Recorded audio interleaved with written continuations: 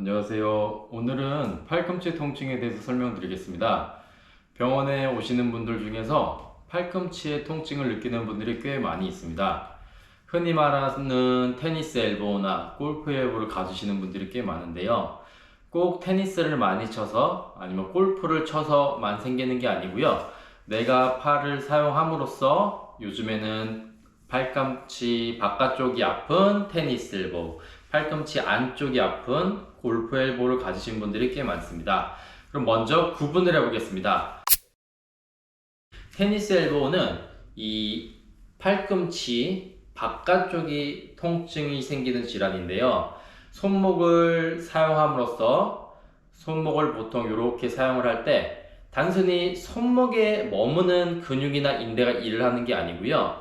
손에서 손목, 손목에서 팔꿈치까지 이어지는 인대들이, 근육들이 있는데 이런 근육들을 사용할 때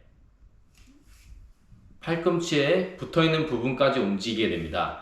반복적인 일을 많이 사용하게 되면 이 근육이 붙어있는 팔꿈치 부분에 염증과 통증이 생기게 되는데 그게 테니스 엘보라고 그러고요. 골프 엘보는 팔꿈치 안쪽에 생기는 질환들입니다. 손목을 안으로 하는 동작일 때, 안으로 하는 동작을 할 때 손목에서 근육이 팔꿈치 내측에 붙게 됩니다. 근육이 손목에서부터 팔꿈치 내측 상과에 붙는 부분에 염증과 손상이 생길 때 이를 골프 엘보라고 부릅니다. 이 골프 엘보나 테니스 엘보의 원인들은 대부분 과사용에 의해서 생기는 것입니다. 가장 흔히 생기는 것은 물건을 들거나 일을 심하게 했을 때, 팔꿈치에 근육이 자극이 됐을 때 흔한 원인이 될 수 있습니다.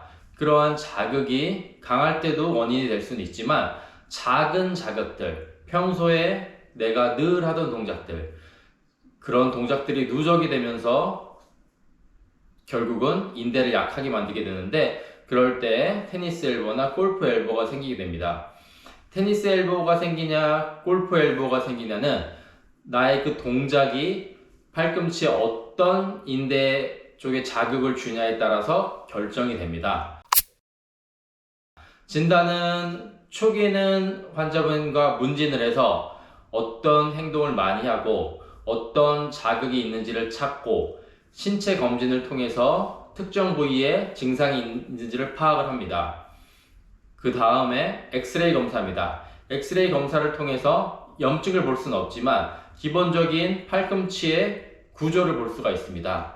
석회가 생기는 경우도 있고 아니면 팔꿈치 구조가 다른 사람들과 달라서 생기는 질환일 수도 있기 때문에 초기의 영상학적 검사로는 엑스레이를 시행해야 됩니다. 다음으로는 초음파 검사입니다.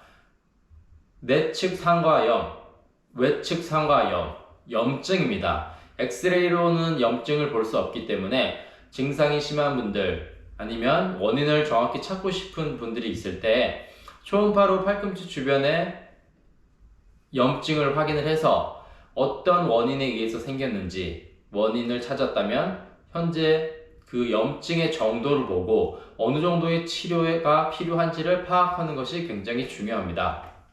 다음으로 MRI 검사입니다. 처음부터 MRI를 찍진 않습니다.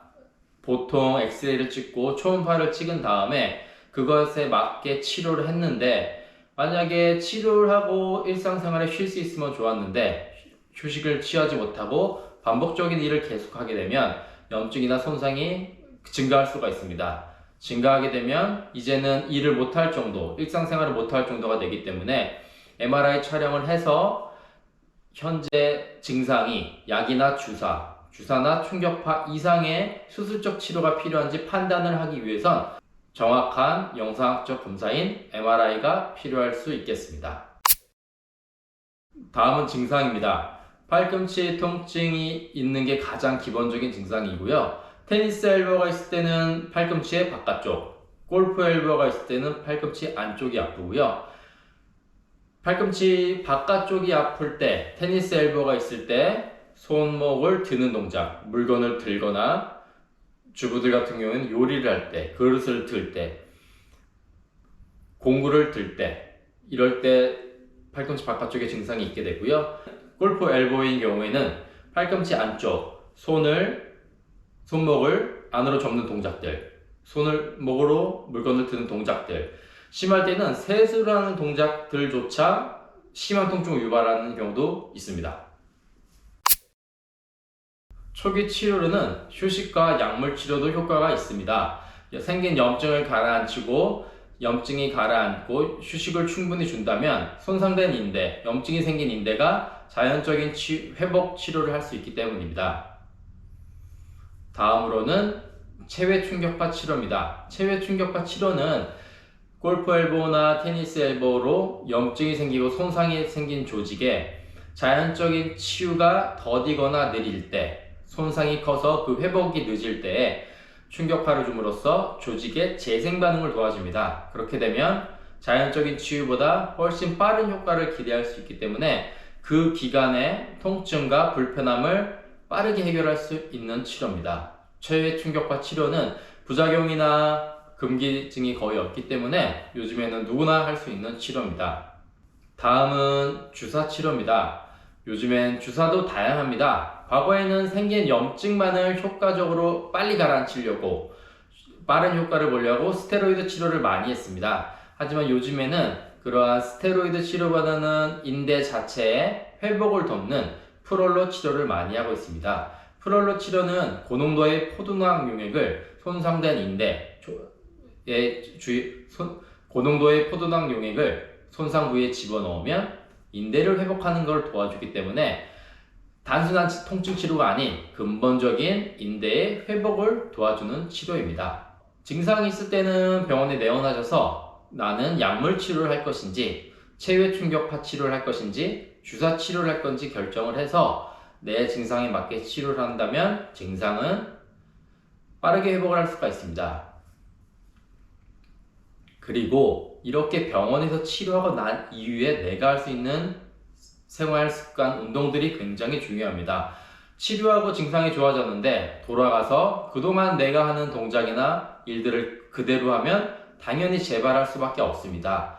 이제는 아플 때 치료하고 아플 때 관리하는 게 아니라 아프지 않기 위해서 평소에 증상이 없을 때 미리미리 하는 것이 중요합니다. 테니스 엘보는 인대에 팔꿈치 이제 바깥쪽 근육들이 경직되기 때문에 생기는 질환들입니다. 그렇기 위해서는 평소에 이곳이 당겨지지 않기 위해서 전체적인 전완부의 근육을 이완시켜 주는 것이 필요합니다. 보통 가장 많이 하는 게 팔을 앞으로 하시고요. 반대 손으로 쭉 밀면 이건 단순히 손목을 운동하는 게 아니고 아까 처음에 설명했듯이 이렇게 근육이 연결되어 있기 때문에 쭉 늘리면 여기 근육이 늘어나는 것을 느낄 수가 있습니다. 대다수의 분들이 여기가 경직이 많이 되어 있습니다. 이렇게 하고, 그리고 반대로 하는 동작은 골프 엘보를 유발하는 굴곡 근을 이완시켜 주는 건데 스트레칭을 할 때 항상 같이 해주는 게 필요합니다. 쭉 이완시키고 반대로 하고 이렇게 하고, 단순히 빠르게 이렇게 하는 게 아니고요. 스트레칭은 지그시 1, 2, 3, 4, 5 반대로 1, 2, 3, 4, 5 1, 2, 3, 4, 5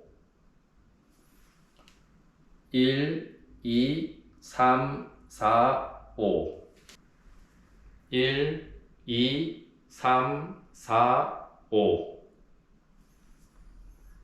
1, 2, 3, 4, 5 여러가지 힘든 운동 말고 가장 기본적인 이런 스트레칭을 할 때 효과적인 예방을 할 수 있으니까 병원에서 치료할 건 병원에서 하시고 치료하고 난 이후에 이런 관리들로 유지를 해서 증상 재발을 막는 것이 목표입니다.